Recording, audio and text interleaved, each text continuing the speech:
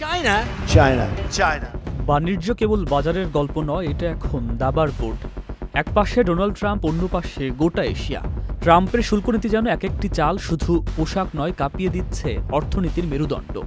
যুক্তরাষ্ট্র এখন শুল্কের বেড়া তুলে নিজেকে রক্ষা করতে চাইছে, কিন্তু সেই বেড়ায় গলা টিপে ধরছে বহু দেশের। মালয়েশিয়া, ভিয়েতনাম, জাপান, দক্ষিণ কোরিয়া, যাদের শিল্প প্রতিষ্ঠান মার্কিন বাজারমুখী, তারা পড়েছে চরম অনিশ্চয়তায়। উৎপাদন বন্ধ হলে কর্মসংস্থান হারাবে লক্ষ লক্ষ মানুষ। গার্মেন্টসের দেশগুলো শ্রমিকদের জন্য ভবিষ্যৎ যেন বালির ওপর দাঁড়ানো ঘর। বিশেষ করে যেসব দেশ যুক্তরাষ্ট্রের ওপর রপ্তানি নির্ভর, যেমন সিঙ্গাপুর, ভিয়েতনাম কিংবা ইন্দোনেশিয়া, তারা এখন মার্কিন শুল্ক বাড়ার খবরে কাঁপছে। জাপানের গাড়ি শিল্প, মালয়েশিয়ার ইলেকট্রনিক্স, থাইল্যান্ডের আসবাব শিল্প, সবখানেই অনিশ্চয়তার কালো ছায়া। বান্ডেল থাকলে প্রতি সেনমানিতে টাকা বাঁচবে।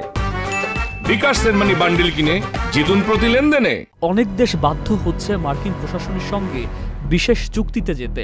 যেমন ভিয়েতনাম সম্প্রতি রপ্তানি পণ্যের উপর 20% শুল্ক মেনে নিলেও পেয়েছে শুল্কমুক্ত মার্কিন বাজার।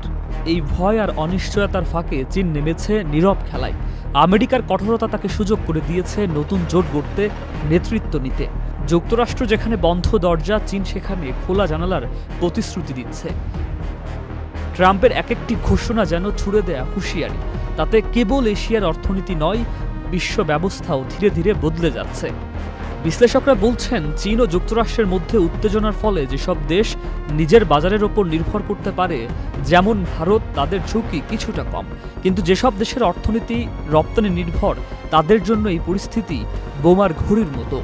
আর সাধারণ মানুষের জীবন, পণ্যের দাম বাড়বে, চাকরি কমবে, বাজারে আসবে হাহাকার।